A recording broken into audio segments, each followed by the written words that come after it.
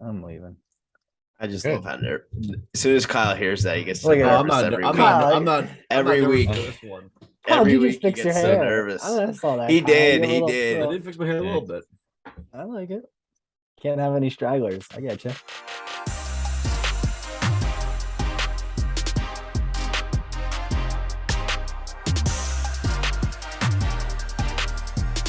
We are Tailgate Talk. Welcome into the show.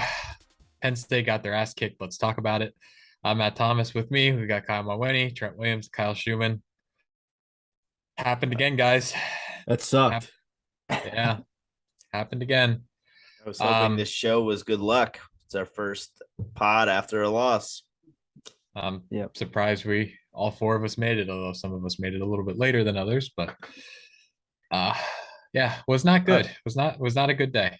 I really thought, and Winnie can attest this, I really thought this would be like my best sports weekend between the Phillies going to the NLCS, the Eagles kicking the Cowboys' asses last Go night. Birds. Yeah, go Birds. Birds undefeated, but Flyers are 2-0. Flyers Penn State just rips your heart out. They build you up. They get you a little excited, and then they just go and poop on your heart. So I called my parents midway through the third quarter and was yelling at them for making me a Penn State fan again. Yeah, I everything in my heart told me that we could beat them, but then my brain was like, I can't physically comprehend what it would be like to win that game, and turns out my brain was right. So we're not going to do good, bad, and ugly this week because obviously there was no good. It could be better, like Herb Brooks in Miracle on Ice, the movie, where he's like, that's better, not good, but better. But instead, we're just going to rant. So let the ranting commence. Ramble on. Who wants to go? Trent's got something to say. Can we? I Can can see the the four of us? eyes. Never. Can our front four, like if the four of us run the Penn State's D line, can we do a better job against Michigan's run game? No. I mean, So I don't want to be. I don't like going to that probably. stupid. I don't like going to those stupid levels. No, Kyle. Well, I know you're half joking, but I don't know about that. we couldn't do much worse. But so like it's a couple things. The one I was just reading before we came on here, like Michigan basically completely broke every single tendency that they had for the entire season. We had nothing. We had no idea how to counteract it. They did motion, they pulled, they did counters, they used unbalanced formations, everything they didn't do all year. We had no way how to do it. I didn't think the front four actually played that bad. Like, yeah, they weren't in the backfield, they weren't disrupting, they weren't good, but they were at least like just like they were taking up their block. To paraphrase what you just said there, Matt, you pretty much just said we got outcoached. Yes, we did. What? We did get out coached. Yeah, and I wish we had 2 weeks to prepare for this game. Like usually teams only have 1 week. Nah, I wish we had 2 weeks. Honestly, that is the most sickening thing to me. This bye week, at the very beginning of this season, I was only half joking when we were going through the schedule, and I said to Matt, I'm like, you skipped our toughest opponent. And he's like, I'm like, the bye week. October 15th on the road. Wait a second. I think you're skipping our toughest opponent under James Franklin, the bye week. Yeah. Oh my God! Yeah, we'll somehow lose that. No. It's not. It's not the bye week. It's the week after the bye. Exactly. So I just wanted to point out we have a bye before Michigan, and Franklin's teams just cannot come out from a bye week. It's just most teams look at a bye and it's like, great, we have a bye week, a full extra week to prepare for this big game. We roll around. I'm the opposite. I hate having a bye week before a big game. We come out flat year after year. I was only half joking because it truly is to the point where it's just like, it's disgusting. Like, it is that disgusting how bad this team handles a bye week. We always come out flat. And it's not even flat. We just come out as if we've never played football before. Like, coming out flat would just be you come out and it's like, you're a little sluggish, but boom, next thing you know, you're back to ticking. No, it's just disgusting. At first I felt that way, right? When they were down, and then I'm like, okay. Then they got the touchdown, they got the interception. I was like, okay, maybe we're gonna come alive here. And then it was fluke. It was exactly the score. The score maybe looked like we came alive, but no one watching that game for a second thought we came alive. I felt like we were down 28-0. We were at 14-13. Yeah, we play better coming out of 9 months of not playing and playing in the first game of the year than we do coming out of 1 week off. It's insane. It's maddening. It's you can't comprehend how maddening it is. I know I sent that screenshot in the chat when we went up after the interception 14-13. Michigan had 40 plays, 229 yards, 14 first downs, 13 points. We had 13 plays, 84 yards, 1 first down, 14, 13. Well, you're 100% right, Coco. When you said, like, I forget what exactly the score was, but you were like, I feel like we're down by 2 scores, and we were it was tied or we were actually ahead.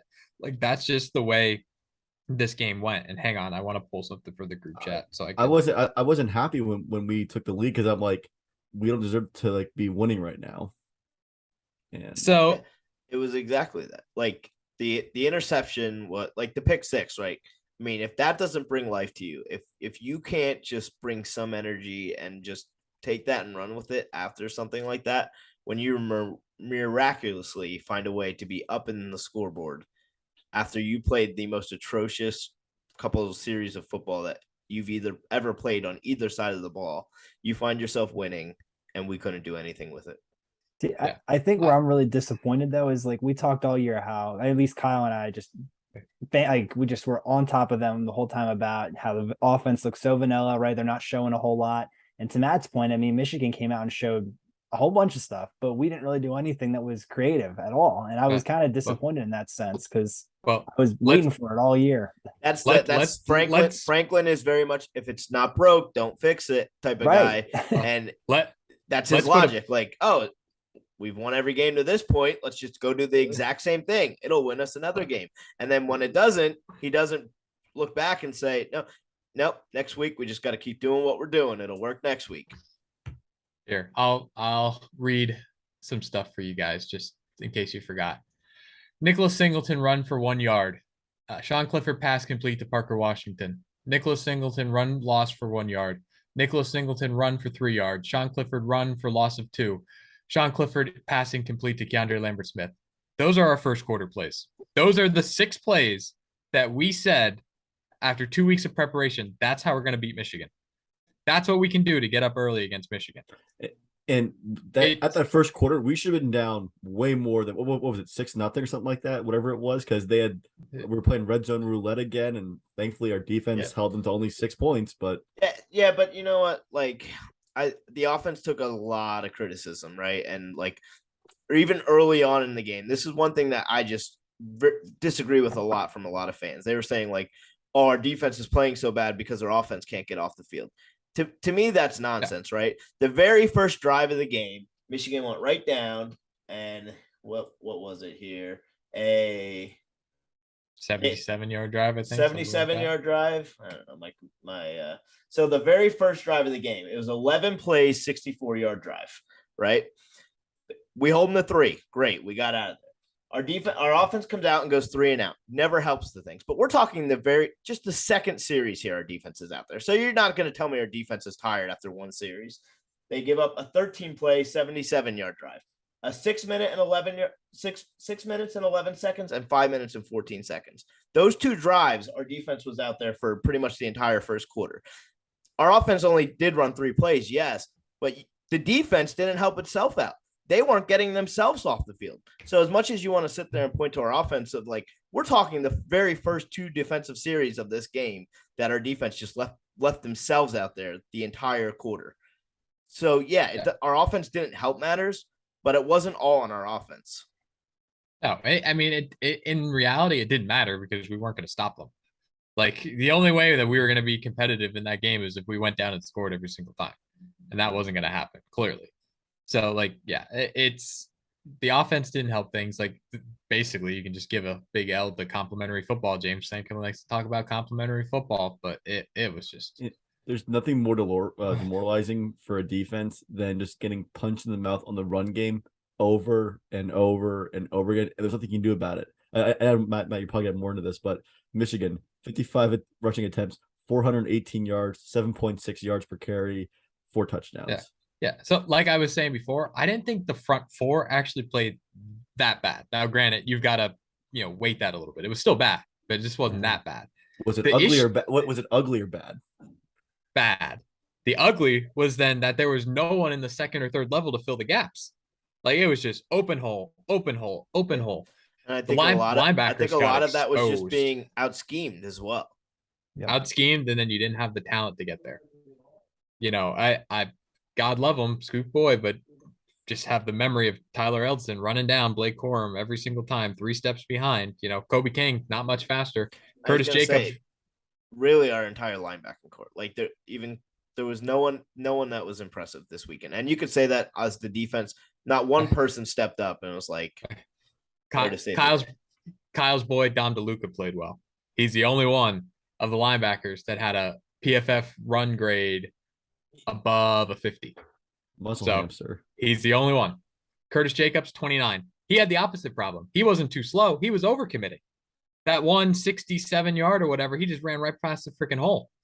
You had 12 missed tackles. That was the other problem. They weren't there. And then when they did get there, they couldn't tackle anybody.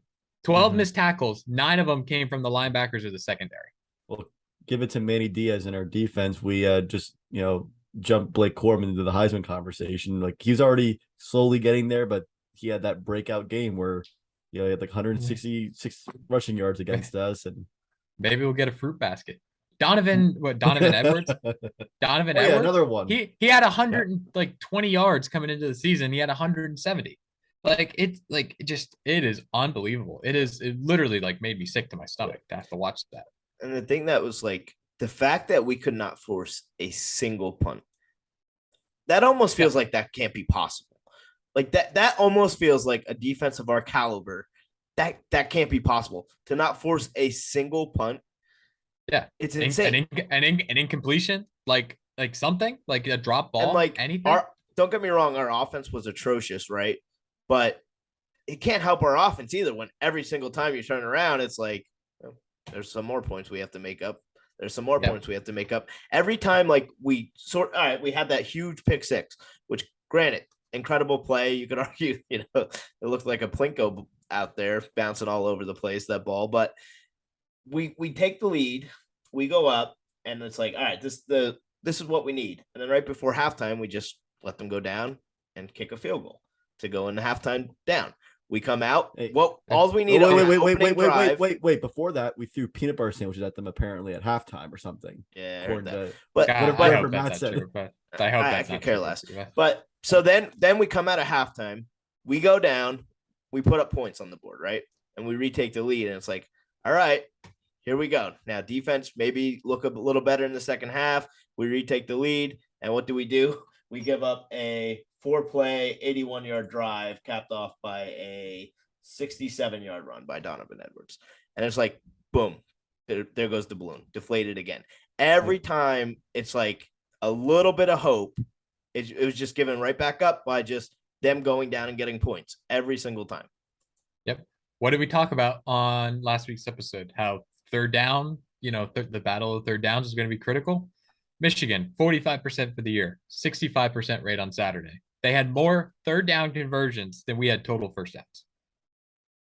What do you do about that? What do you do? It's just it was unbelievable. It's a game where they were putting themselves in good position on third down, though. You know what I mean? Like the first 2 downs, they were getting yards, like where we were kind of not, a lot of stuff out. Well, obviously, yeah, they were on schedule, but even when it was third and long, we didn't stop them. We stopped them. Shoot, I did count this and I don't remember where it was. We stopped them. They were 3 and 5. We got 1 stop on third downs of 5 yards or longer. It was a stop on fourth down that led to a field goal. So it was just sickening. Should we talk about the offense a little bit too? Because I'm not done going on. That's a very good point. Yeah, it's a very good point. To what Winnie said before. I don't know what to talk about. Well, let Matt tell you. I'll get you started. These are not my stats, unfortunately. These are from Tyler Donahue, Lions 24/7. He was leaning in a little bit on this guy this week. Out of the bye week, the Mike Yurcich offense has 2 touchdowns in 8 quarters and 9 overtime periods over the last 2 years. The Mike Yurcich offense has failed to produce 21 or more points in 7 of the last 15 games against Power 5 opponents. In the 3 years prior, 2017 to 2020, in 38 games against Power 5 opponents, that happened 7 times. Not good. Not good at all. To Winnie's point earlier about how it looked like we were going to have some more creativity. Like even when the offense wasn't good in the earlier games, you felt that like there was going to be Something. building towards something. Like there was more variety. There was more, there was counters. There was the ability to try to get the ball out in space. We didn't try anything. We didn't do anything. You felt like they were going to pull something out for a game like this, and we just went with the most vanilla game plan that you could imagine. Like I understand that in order for some of those wrinkles to work, you have to establish some base tendencies. Like for a play action to work, you have to be able to run the ball. But I feel like by the sixth game, your tendencies are pretty well known, right? So like if you're not doing anything, you got to just try something, right? Like it's insane. We didn't do anything to get the playmakers balls in space. Like it was just they couldn't make space either. That's very true. And when we did, they didn't convert. Like the pass interference on the second drive of the third quarter, where Tyler Warren got called for pass interference, that's on Nick Singleton. He's got to know, like the play was a little slow to develop, yeah, but he's got to know you can't go past that line of scrimmage. And that was basically when the game was over, because it was 3rd and 15, turn it over, 61-yard run. I think right after that, ball game. Yeah. What's crazy to me is if you look at our offensive stats and just how atrocious. I mean, we put up 10 points, right? And one of those was on a huge broken play. You look at that and you would think that Sean Clifford played the most disastrous game ever and that he would have been so bad that he had to be benched. But really, no one really complained about Clifford because the quarterback play was a moot point. Like, it doesn't matter who we had at quarterback at this game. Nothing was working. I don't care. It could have been an NFL quarterback in there for this game. This team, the offensive line sucked. The receivers didn't get open. The running backs didn't help themselves in any way. They didn't pick up big blocks when they needed to. Like, no one played well. Clifford didn't play well, but it didn't matter who was at quarterback for this game. The offense was not moving the ball. For our offense, like this is like I think a very, very, very small silver lining. I didn't think like Clifford was pressured a crazy amount, except when it was like obviously like third and like very long passing downs when we got stuffed on like run plays on the first and second play of like certain drives. I felt like our O-line from a pass protection standpoint was okay. Not good, just okay. It wasn't that bad, but we've seen worse. We have seen worse. 10 sacks against Temple in 2015. We have seen worse.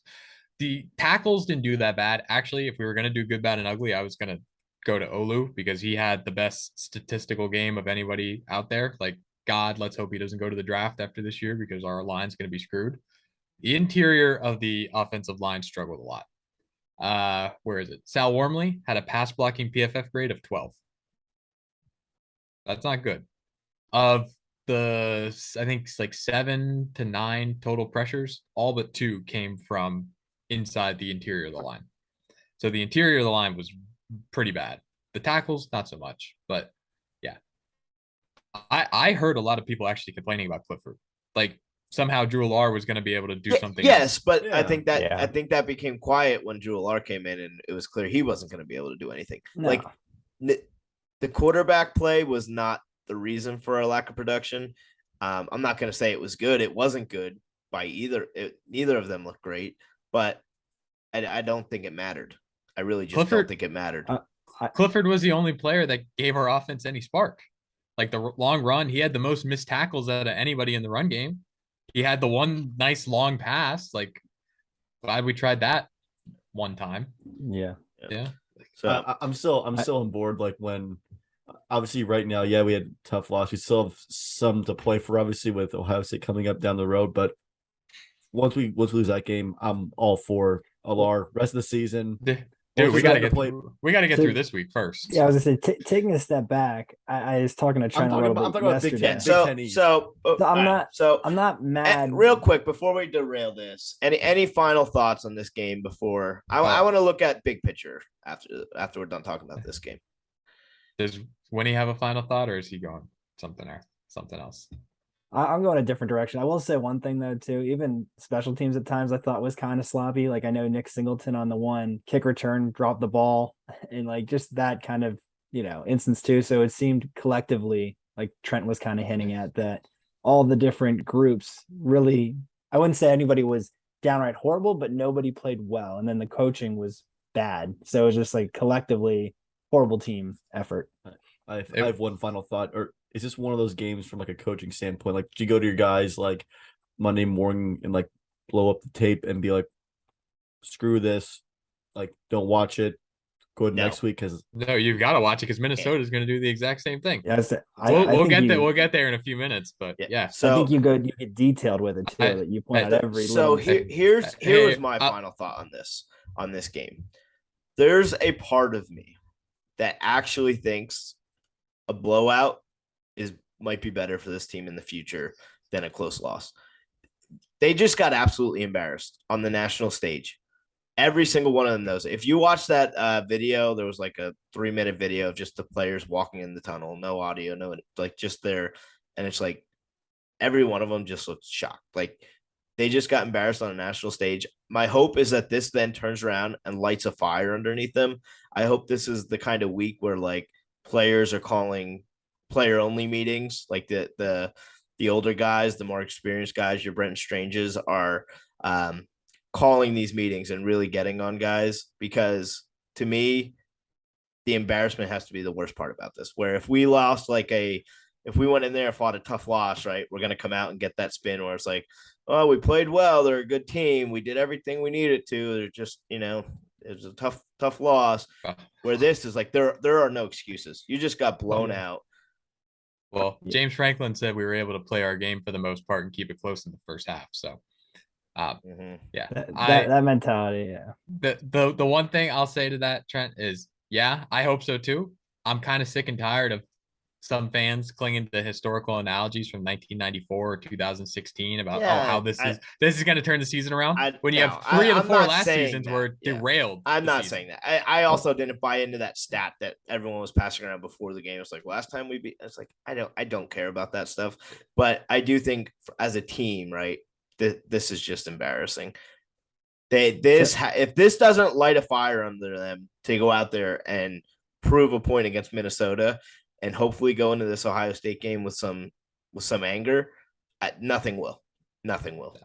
So I'm kind of at like a combination of you two, where I feel like this may derail this season, but I think then, to Trent's point, the younger guys I think might capture this more than the current older guys, if that makes sense. Like I think like someone like Drew or Nick will kind of take this feeling of losing this badly, because a lot of them probably didn't lose like this in high school. Most of them came from programs that were probably really good in high school. So to lose like this and just be outright embarrassed, I think they might kind of take it a little bit more personal, and hopefully we'll take it with them as they get older. I don't know how this team's going to respond, but we're going to find out. Let me just, Trent, you said you wanted to talk big picture. Let me do the segue with this because it kind of goes into both. What do you think this program wants its identity to be?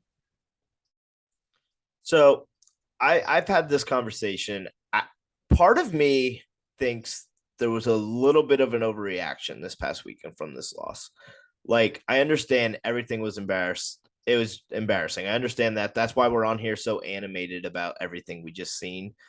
But also, I took this loss way less hard than I've taken losses in the past as a fan. And I think part of it's because I don't think that much has changed from the beginning of the season. The way we lost was embarrassing.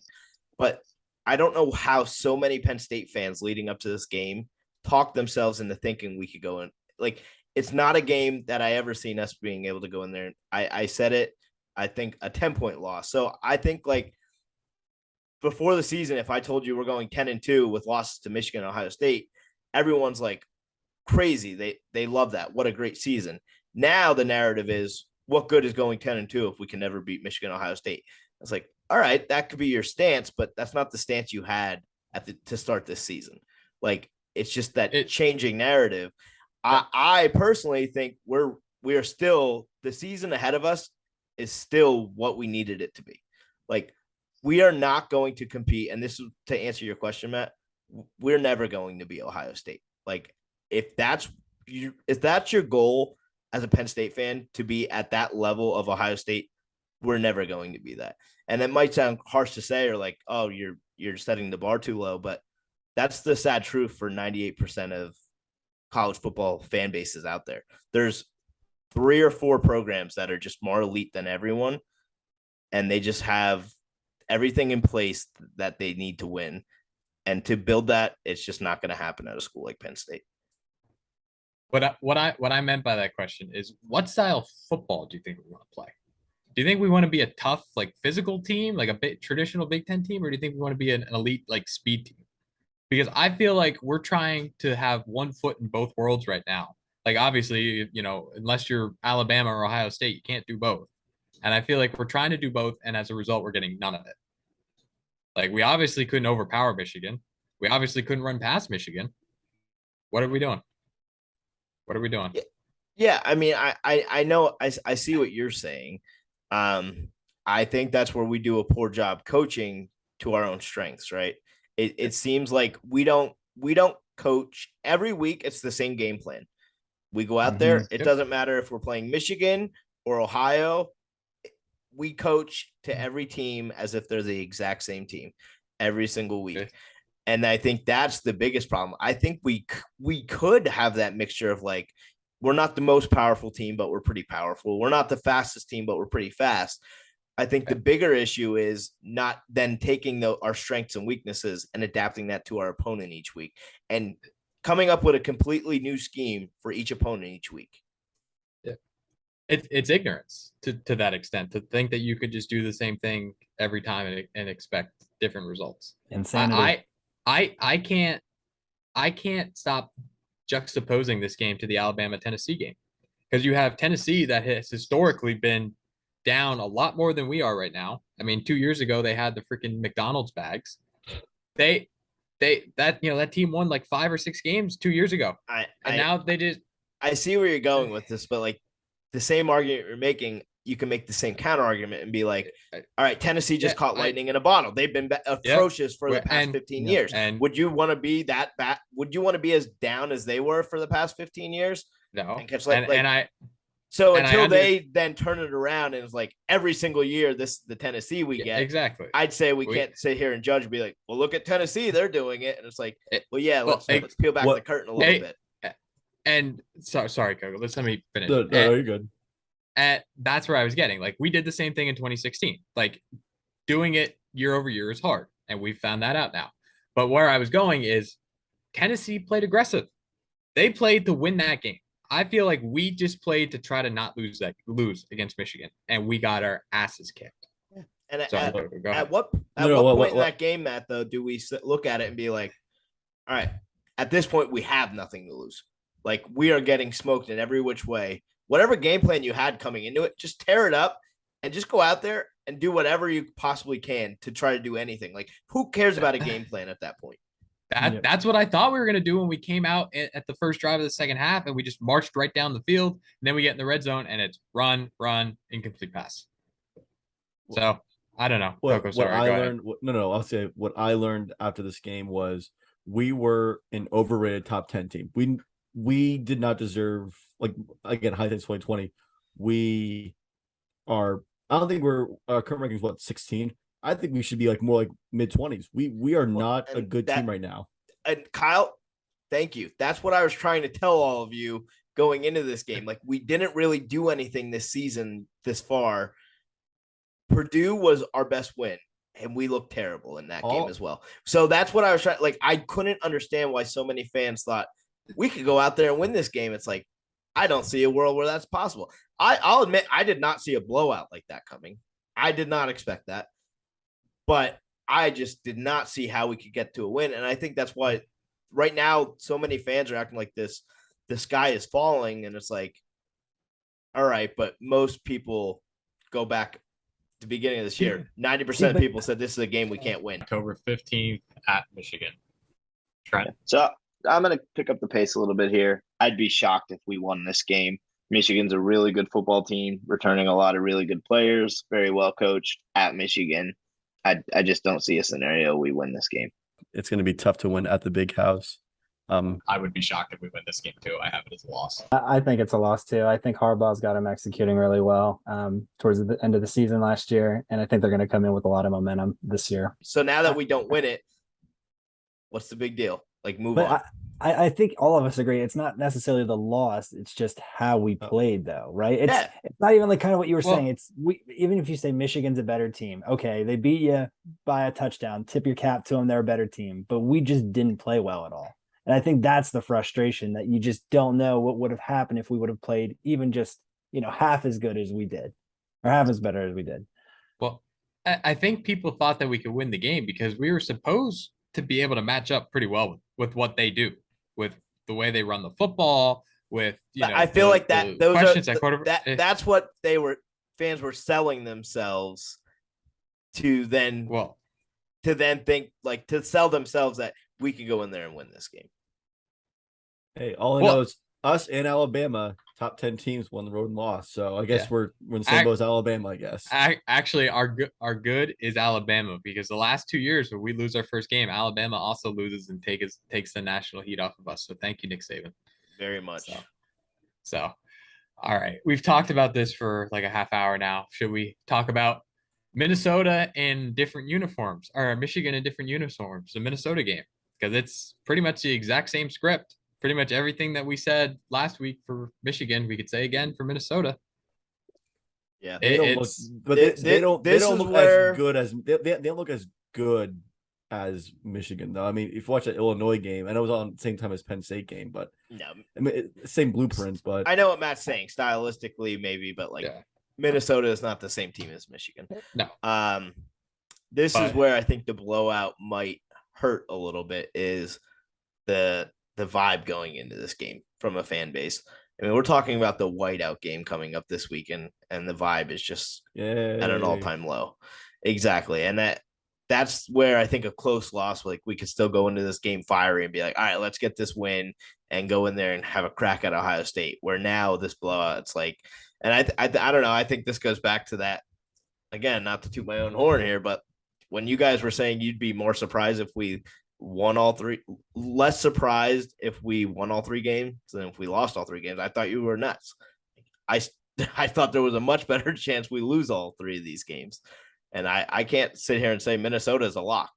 No, well, definitely not now. Like it comes, I've said it a couple times on here. It's not the talent, it's the consistency. We are not a 25. How much did we lose by? We're not, however much we lost by, we're not that much worse than Michigan. It's the consistency.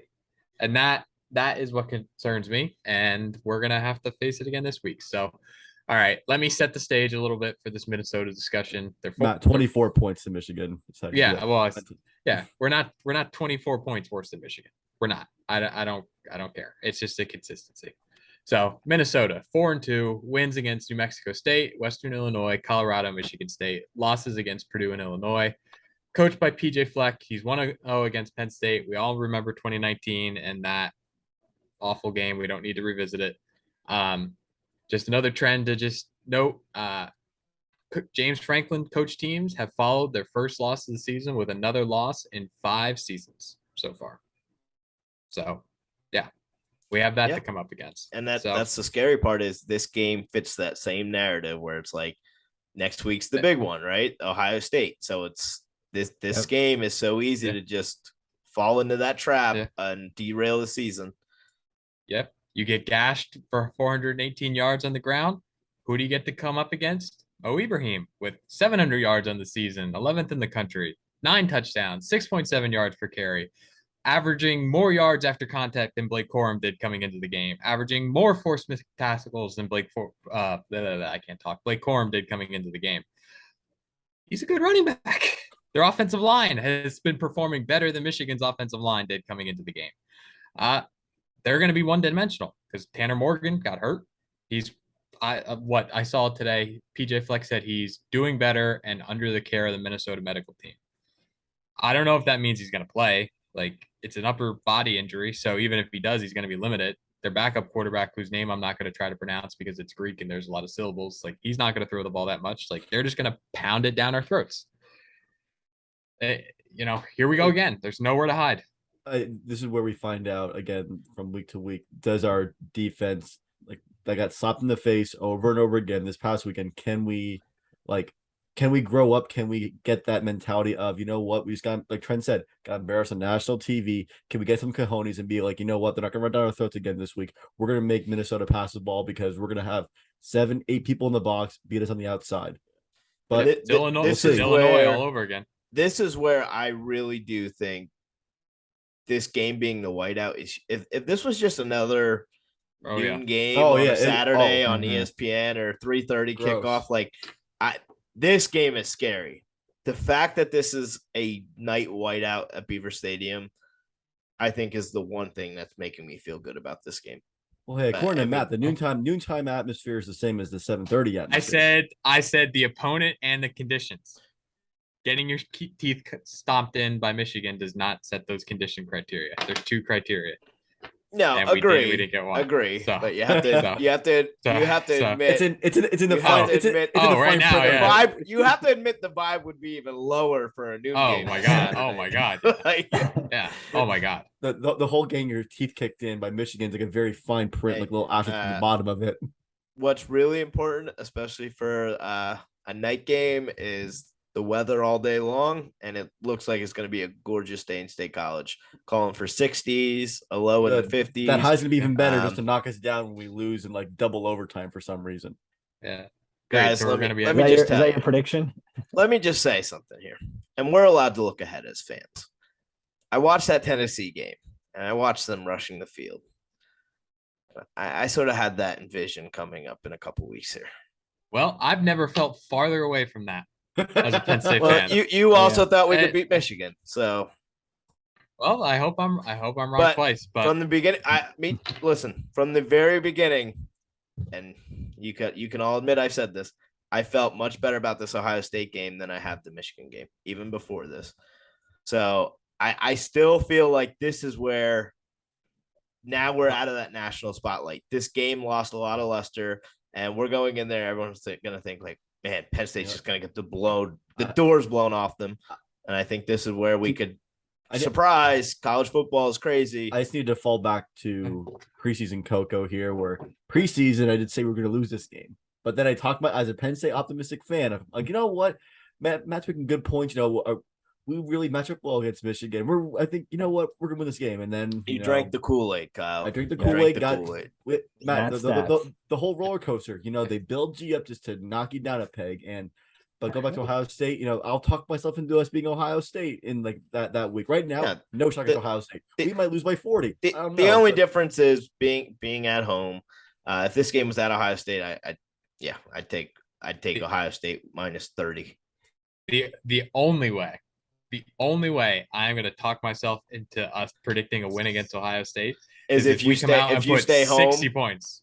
I was going to say if you stay home. Well, if we lose this week, it's a similar narrative, right? You think we have no chance, we're going to get blown out. It's a similar narrative to 2016. So why don't you just sit at home and then Coco and I could rush the field?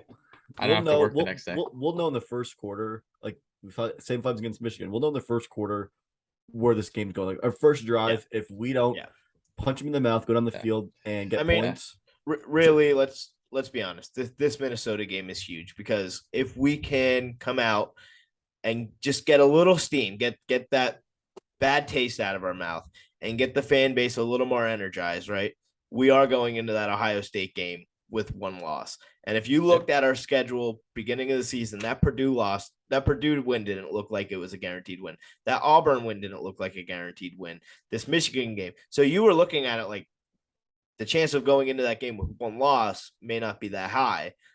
So the fact that we can go into that game with one loss this minute, obviously, I mean, I think it's so easy to look ahead to this Ohio State game because in all reality, if we lose to this Minnesota game, our season's done, right? And I think that's why it's so easy to look past it as a fan because it's like this Minnesota game is do or die. But if we were to lose this game, none of the other games mean anything. How dare you look past the governor's victory bell game? Yeah, well, how dare you look past one of the best statistical defenses in the country?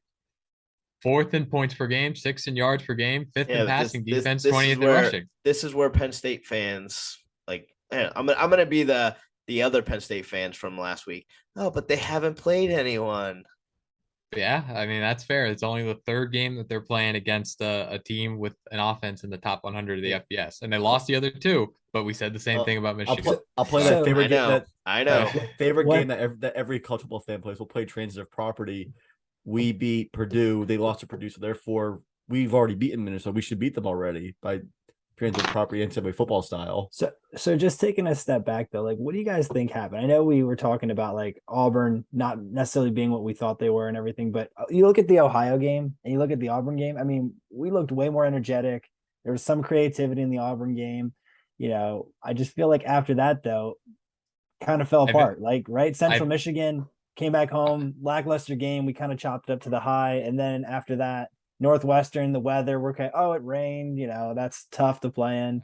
And I think that's where I was more. I think part of this is that our young freshmen were playing so well so early on that we sort of forgot that they're young freshmen. Like I think we forgot. James Franklin says they're not freshmen anymore. So just so you know, is it that though, or is it that teams got tape on these young guys and we're like, that's okay, what I was gonna say. No, we got enough to go off of that. We see Nick Singleton; these are his tendencies. We see I think that all goes in. I think that all factors into what I'm saying is when you're playing the number of freshmen that we are.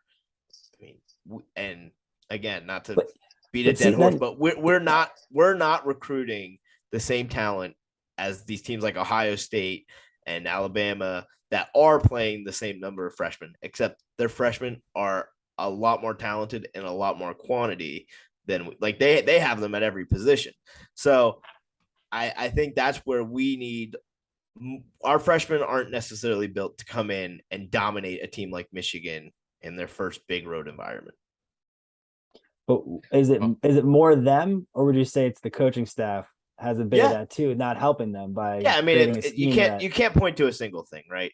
I mean, when everything's as embarrassing as it was past weekend, there's a lot of fingers to be pointing in a lot of different directions. It's hard to single out a single thing. During the third quarter, especially, I have like 5 different liquors over here. I was kind of playing just dousing a ball and just drinking the sorrows away and roll down my bank or something like that. But what saved us? I know it's not a baseball podcast, but the Phillies winning at the same time Penn State was getting destroyed did help me a little bit. We were talking about this before we started recording. Like we have 3 TVs in our basement, and like I'm just on the Penn State game. I'm just there like in a daze, just like sad and everything. And Trent's like, "Come on, Kyle, look at the left TV. You know, Phillies are up 3-1 or where the hell it was." And brought your spirits up enough to live another day. Live another day, and the birds helped. Let's go birds. Yeah, and we can't avoid the talking about Notre Dame losing. That always cheers you up. USC lost. It was a good weekend other than the fact that we got killed. And again, let's go back to the analogies between last week and this week. Last week, what did we say? Third down is going to be a big component of the game. This week again, Minnesota. How are they doing on third down? First in the country in conversion rate, 66%. First in the country in holding opponents at 22%. Yep. How are we doing? Not very good. Yeah, it's scary. Like you said, it's scary how similar this game is to what we just faced against Michigan. It really is scary. Minnesota is the same version of Michigan, but less talented. That's important to note because even if we play as poorly as we did last week against Michigan, there's no doubt Minnesota could come in there and wipe our clocks as well. But go ahead. No, I was going to change the subject. Please. All right. One last Minnesota-based question before we can move on to pick your plate. Sean Clifford going to start? Sean Clifford going to play? I want got banged up. It seems like you never know with this coaching staff. I mean, we said the only way Drew Lar is getting in the game is if Sean Clifford gets injured. I don't know. Did you guys see exactly where Sean Clifford got injured? It just felt like to me that it was like let's say Sean Clifford's injured to get Drew Lar in the game. I don't think that was the case, but that's just sort of how it felt because there wasn't like a place to point to where it's like, do you think Sean also Clifford maybe just got banged up. Maybe the game's almost. I think when it happened, the game was like. I mean, I feel like the game was out of reach the entire game, but like I feel like when he went out, like the game was on that borderline of getting out of reach. So maybe they were like, even if Clifford's like a tad bang up, he could go back in, but like we still have stuff to play for. Let's hold him now. I mean, Here's where it's another- I understand fans are looking at it. It's like, oh, at this point, you might as well just put him in and play him. And honestly, I'm over the argument because I don't think it matters at this point. Like, if you want to purely look ahead at next season, there's no doubt but I still think it's a little unfair to have one loss going when it into wasn't this, when it this wasn't next really stretch. your fault either. Yeah, right? like It's I not still he think it's came out unfair to and- have one loss and say, oh, this season's a wash. Like, if your only argument is for the future and you just want to throw this season away, okay, that's fine. But if Sean Clifford is still your best option at quarterback, I don't think this season's at a point where I'm ready to just throw it away. If Drew Allar is equivalent to Sean Clifford, then fine. Pull the cord, bring him in, because then he'll get the experience and he's equivalent to Sean Clifford. But if there's any way that Sean Clifford is still a better option, then I think you have to run with him. So I think I'll take it. I think Kyle touched on this a little in the beginning. Like, I think if you lose the next 2 games, maybe you bring Drew in, right? At that point, season's kind of done. I mean, get him the experience for next year. But to me, I don't feel like Sean really did anything bad in this game. It's not like he went out there and threw 5 interceptions. Like, you got to keep giving him the chance because he didn't do anything wrong. I think that's why most Penn State fans are sort of, the argument is no longer like who's the better quarterback. It's now transitioned to like, well, our future is with Sean, like that. Our future is with Drew. That's sort of the way the conversation has moved, which I'm fine with that. At this point, to me, if we're gonna play like we did last weekend, Patrick Mahomes could come in and be the quarterback this weekend. It's not going to make a difference if everyone else plays like we just played this past weekend. The only thing I'll say is if there is any chance that Clifford is not 100% healthy, do not play him against Minnesota. Agree, because a 90% Clifford, he's not very mobile and agile in the pocket to begin with. At 80%, 90%, he's even less. I'm fine with that. And if we're gonna play Allar, can we maybe actually like do an offensive scheme that goes and plays against strengths of teams? So I was going to ask that. Yeah, and how about for either quarterback? How about we come up with a game plan that maybe helps them get some easy completions to get in a little bit of rhythm? Like, why does it feel like Tennessee? Why does it feel like our play calling is run the ball, 3rd and long, throw a deep pass and complete? Like, there's nothing there to get some easy yards. We ran a 2-yard out on 3rd and 9 on that second drive, and we got called for pass interference or something. I don't remember what it was, but nothing like a 2-yard out. That Nick Singleton drop too was like, that big drop he had. Yeah, but I mean, the game was over at that. point. It's not what you want to see in your future.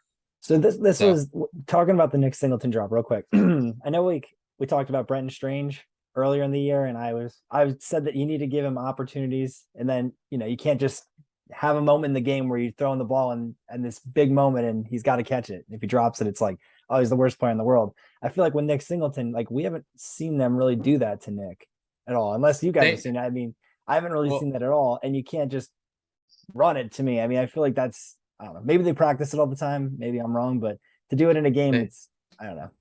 They didn't do anything to try to get any playmaker the ball in space. But that play in particular, though, right? Like Nick drops the ball, and don't get me wrong, I think he should have caught it. But at the same time, it's like you don't see it a lot, right? Like I feel like for them to execute it a lot, you're going to get a lot more comfortable with it, right? Maybe they practice it once or twice a week or something like that. That's cool, but you got to do it all the time and then execute in the game.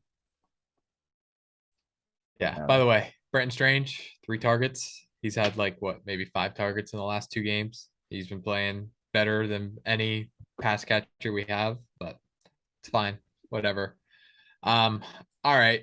Anybody else have anything that they want to say about Minnesota?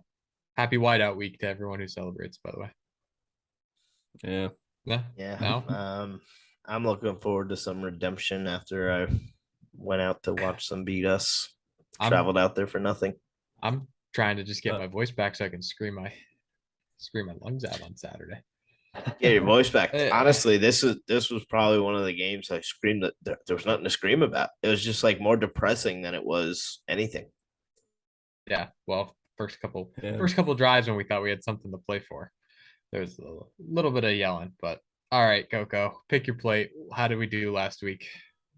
Pull this up here. So last week I went 2-4. Matt and Trent 3-3. Winnie also went 2-4. Pat won the week. He went 5-1. So good job, Pat. Well, For We'll see how this, We'll see how Jeff follows up. yeah, we'll see. It's no surprise we bring one professional on here and we all get wiped. And season totals here. Matt's leading the way 22-17-2. Trent and I are tied at 21-18-2. Winnie one behind at 20-19-2. So well, I think Pat's in last place at 5-1. well, Pat, I think Pat, you need to get. I think win percentage wise he's in first place, so he has the best against. We're doing aggregate. But yeah, as an aggregate, 84, 72, and 8. So I think before we do before the actual plate here, one off the books picker plate. Does Trent's uncle go into the game this weekend? That's our because he was ranting, he was cussing up a storm this past weekend. He was saying some far out fetched things of his Penn State plans the next few weeks and where he sees with the program. Does he go into the game on Saturday? What are we classifying as going into the game? No, that's a lock. I think no is a lock. You can go back. I mean, he only stays for like a quarter anyway. His ticket will be scanned. Someone will be going to the game. I think Ron's a man of his word. I say he doesn't go in. He says he's not going in. Ron's not going in. Prayers up to Ron. But now that we got that over with, let's get into the real picks.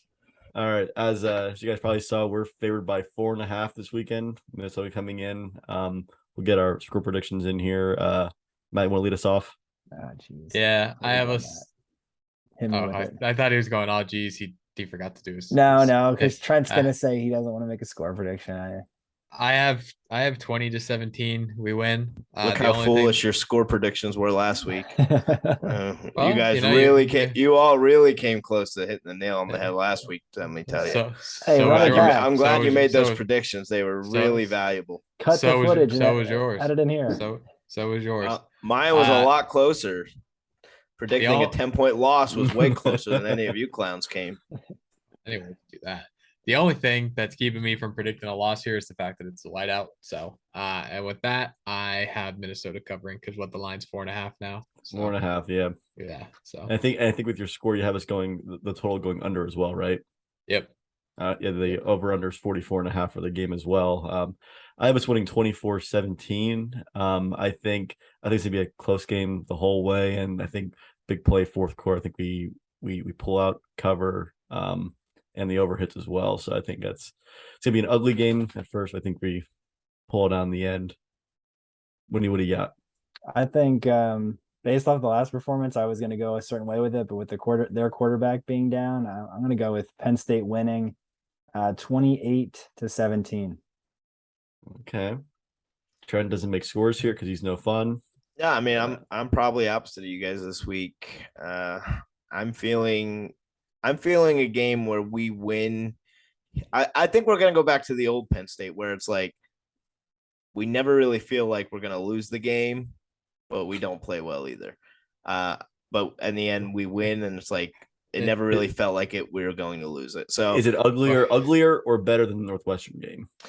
Yeah, I think it's going to be a similar vibe to it where it's like, okay, this is ugly, but you also never really feel like Minnesota is going to win the game. I'm going with Penn State to cover. I do think we win by like a touchdown margin or so this week. I give the whiteout a ton of credit.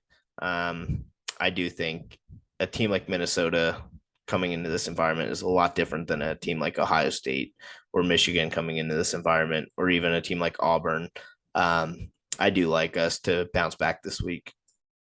What's going to happen is, he said 65 and sunny. It's going to end up pouring down rain. We're going to win in overtime on a Nick Singleton touchdown, and everyone's going to lose their mind thinking that it's 2016 part 2. So, hey, a win's a win. Over under for the 44.5.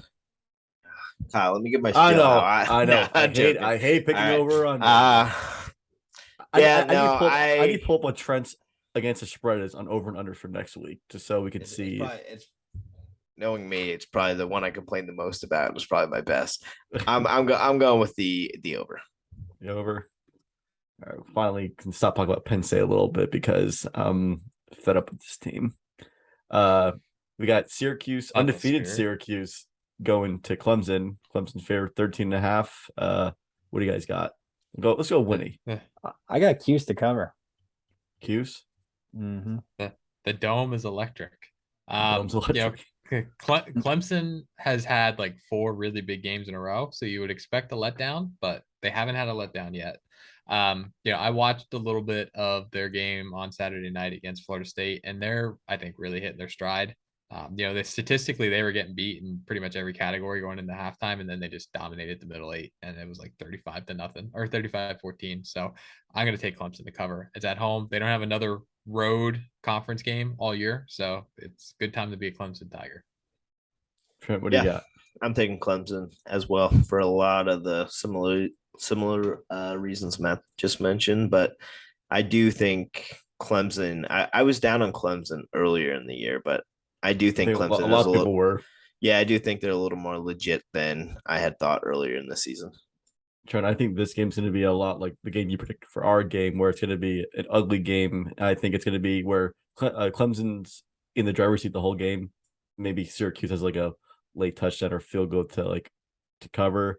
So I think Clemson wins handily, but Syracuse has covered the 13.5. We got Texas at Oklahoma State. Texas is favored by 6 points. Trent, what you got in that? Yeah, I like Texas. I mean, they've been a great. I watched a lot of Oklahoma State. I feel like, I don't know why, but Oklahoma State seems to have been in the spotlight of, like, I feel like we've had them on the basement quite a bit, Kyle. But I do think Texas is a legit team. Right now, I'm probably gonna go with Texas here. All right, Winnie. I'm with Trent. Texas. Riding with Trent. Riding with Trent. Is Spencer Sanders hurt? I think he was banged up a little bit, wasn't he? I think he got banged up. But I think he was still okay after the game. All right. I mean, I'm going to take Texas to win, but I think Oklahoma State covers just because it's at home. They're still a good football team. They have a good defense, but Texas is good. Quinn Ewers is good. I think it's gonna be one of those things where I think Oklahoma State, they lost a tough one last week to TCU. I think it's gonna rally the horses. Last sent off against Texas before they joined the SEC. So I think Oklahoma State. I don't think they're gonna win, but I think they're gonna cover the 6 points at least. 2 more here. UCLA and Oregon. The over under is 70.5, and Oregon's favored by 6. So this is like a big Pac-12 game, and let's see, Winnie, what do you got for that one? How did I do last week with my over under on my points per game? Your over under was that the TCU game last week? How did I do on that? I got that right here. Your TCU, you actually hit that. They went over. I'm taking the over again, Kyle. Just strictly on because you hit the over last week. Keep it going with that. Right. No, it's such such a toss up with I love the analysis. Makes sense. And it makes Matt a little bit angry. So I mean, I expect it from you. So I thought when he was gonna break out like the average points per team and then just go off that. Not enough time today. I'm gonna say anything can happen. Under. So much riding with Winnie. I'm gonna go over. Both teams have been putting up a lot of points. UCLA's defense is pretty good, but it's probably their best test of the year so far. But I still think it's going to be. I mean, you figure both teams got to score in the mid-30s to make this happen. I think that's possible. So I said the same thing for the TCU Oklahoma State game. I think that over was like 68 or whatever, and that shot to like 83 points. So, I'm gonna go under. I don't think that Oregon has. I think Oregon's defense will somewhat show up. They just need to and I know UCLA's offense is like really good, but I think this Oregon just needs to have like some stops and that under hits. So I'm gonna go under for that game. And little Coco sportsbook bet here. Matt was hinting at Mo Ibrahim before the game. Great running back. Our run defense absolutely sucked last week. Guys, do we hold Mo Ibrahim to over or under 100 rushing yards? I'm sorry, Coco. This line is terrible. Why would you pick 100 yards? Like he had 120 yards or like 128 yards against Illinois last week. Well, Yeah, he's going. Yeah, he's going over. Yeah, He's going over. You should have picked like 300. Here's my logic here. Yeah, I mean, based off their last week, it's hard to say he's not going to, but I'm going with the fact that he's going to go over just for one thing. If he's under that, then I feel really good that we're going to win the game. So I'll be happy if I lose the bet. But if he goes over, then it's like, well, I at least won my pick. So I'm going with the only win-win situation here and saying he's rushing for over. Well, I think his season average is like 115, I think, or like 115 yards a game. So if we can hold him to 15 yards below his season average, is what I'm banking on or hoping on. Yeah, we'll see. Well, that's a very good point. But Michigan just rushed for 418 on us. So. Winnie. I mean, outside of Michigan, we've done good against the lead back against some of these teams. I know for Northwestern, we were worried about Hull. I don't know. I'm going to go with the under. Maybe they'll impress us after last week, but I feel like with their quarterback being out, that they're not going to have many other options unless they surprise me with a passing attack. I'm gonna ride with Winnie. I'm gonna go under. I'm gonna go under the 100. Yeah. Well, he'll go under, and then backup quarterback Athen Caligula Manis. This week we'll give up 500 yards through the air. Yeah. So I just think for this weekend we can't play any worse.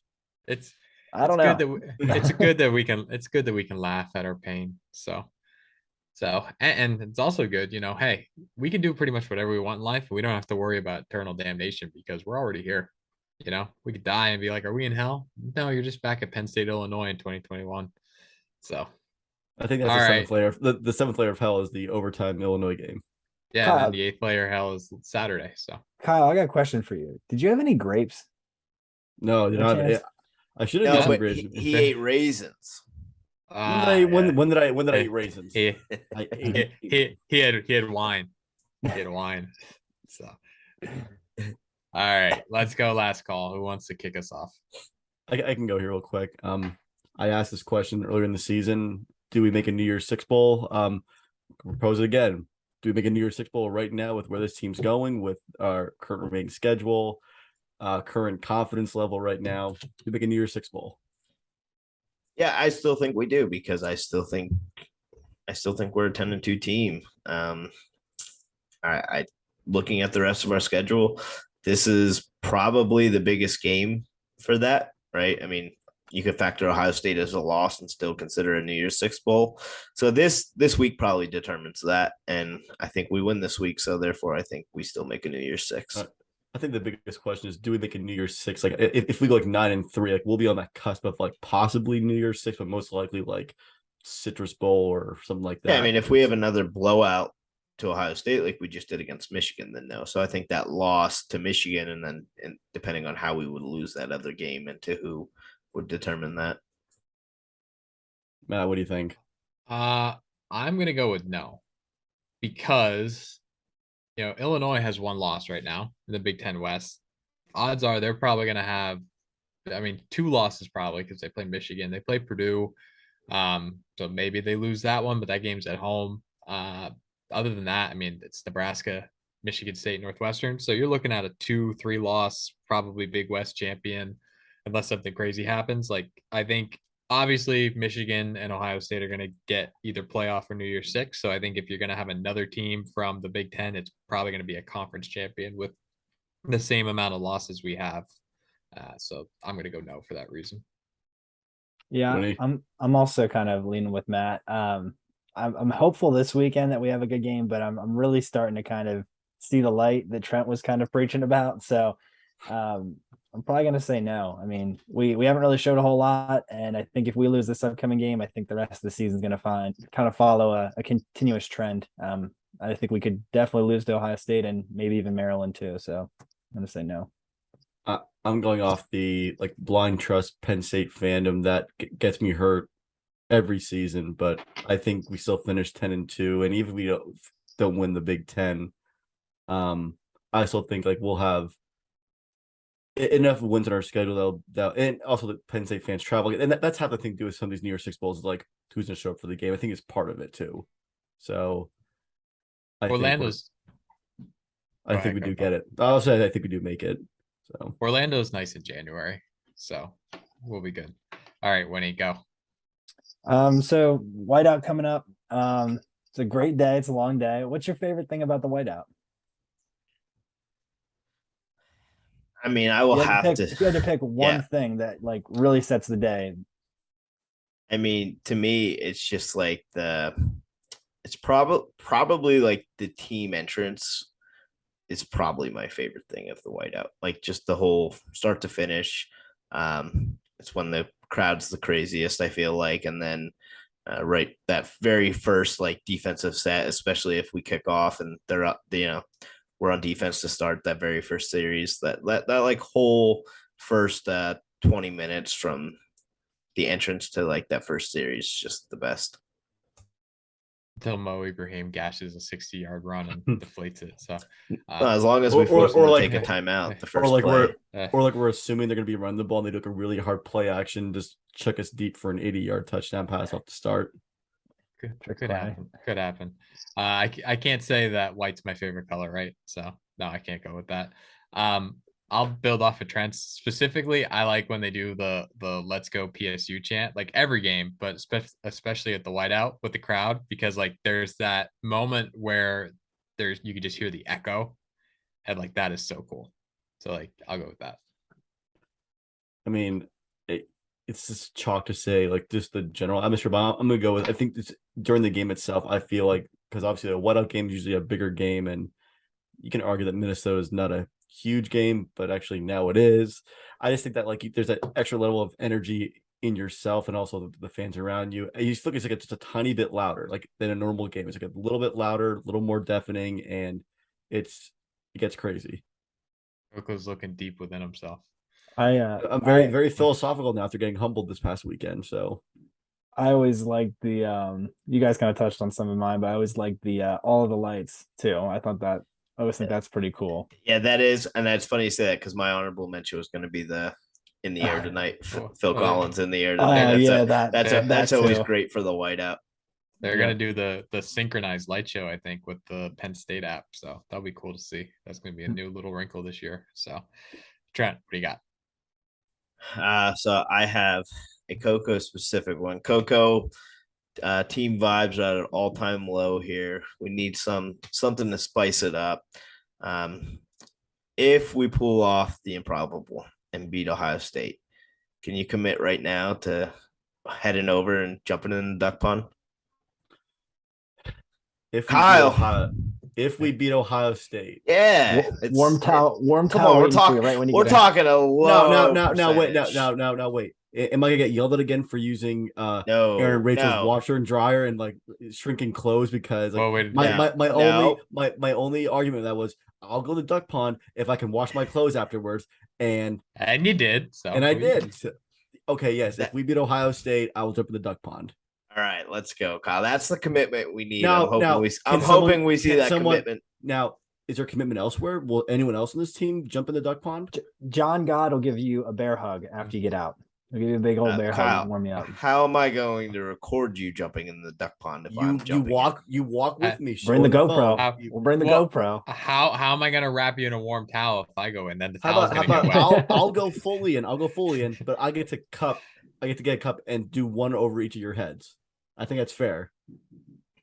If you can catch I think that's fair. If we beat Ohio State, you could dump duck pond water over me. Yes. Yeah. Everybody. I need everybody. Yeah, you already committed. Kyle, yes. Yeah, you already said, we have it on tape. So if you can catch me, Kyle, I'll let you do it.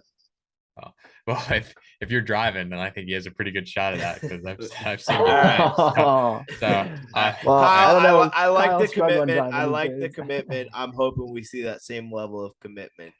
But speaking of commitment, James Franklin does it again. The used car salesman.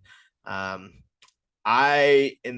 like the 2018 season, I was huge on getting rid of James Franklin. I sort of thought he was a fake then. Now here we are in 2022, and I feel like we can't fire him right now. Even though I'm not a huge James Franklin fan, like to me, we're losing too much. So my question is, if you could fire James Franklin right now today and bring in anyone you want, would you still do it if it meant both Drew Alar and Nick Singleton would enter the transfer portal and transfer? You're telling me we still get Allen? Yeah, you keep trying Katron.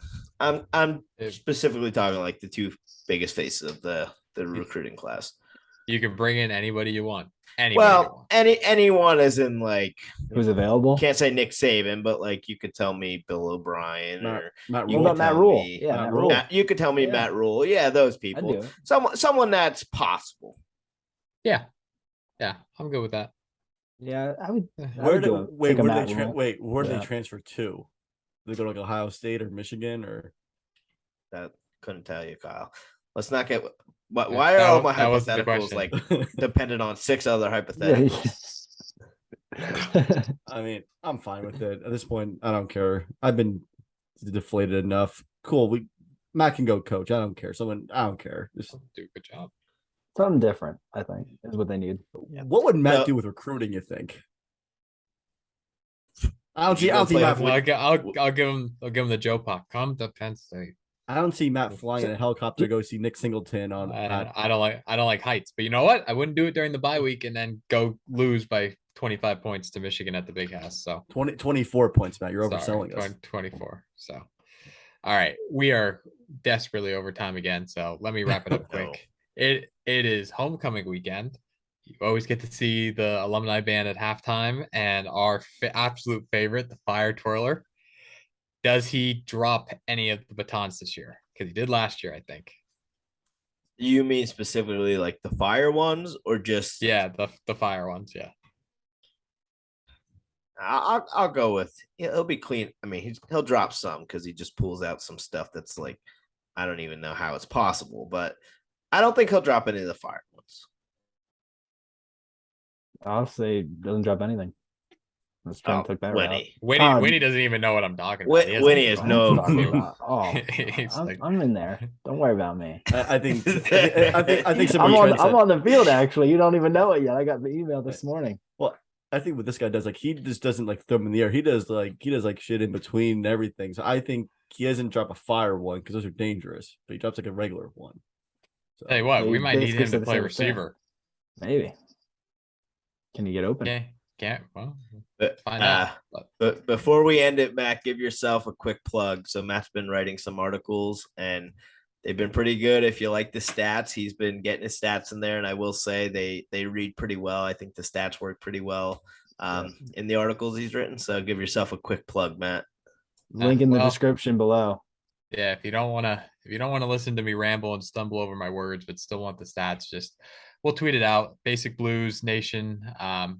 Yeah, we'll be doing a couple posts a week. You know, when I don't get all my information out here because Trent cuts me off. So Yeah. Well, listen, I give Matt a hard time, but his articles have been pretty well written. Matt thanks. Alex. Matt Yeah, Alex. Matt's Love in it. info. So all right, Matt's an info. but in order to get that, you got to follow us, PSU Tailgate Talk, PSU Tailgate Talk at gmail.com. If you want to see Coco jump in the duck pond in 2 weeks, we're gonna do it to him if he loses anyway. Yeah. He doesn't know You that yet, think so, Tennessee yeah. had it cool when they threw the goalpost in the river? Yeah, well, we're throwing a Kyle Schumann in the duck pond. Beat Yeah, that. there's only one of those too. Yeah, it's a farther walk. I'm just gonna bring an empty like gallon jug and just like carry it around with me until it could be the following week. It could be sometime after, but everyone's gonna get sprayed with duck water just so they know if we win, then I'm in the duck pond. Yeah. Well, you've got car troubles right now, so I It'll don't be like have it'll be like confidence in you catching us anywhere. You need James Franklin to sell you a new one. So Used car salesman. James, hook him Uh, up. hey, do we know? Well, if- Winnie, he if bought it Franklin- last week already, so Oh man. he's do an we- easy do we- sell. Yeah. Do we know if Franklin sold him his last 2 cars because they both took a crack? So, There's a chance. There's It's a been within the chance. same. So- It's been within the same time, huh? so yeah. See, that's why you got to follow Tailgate Talk, because you get content like that. You don't get it anywhere else. So until next time, we are Tailgate Talk. Shout out to John God.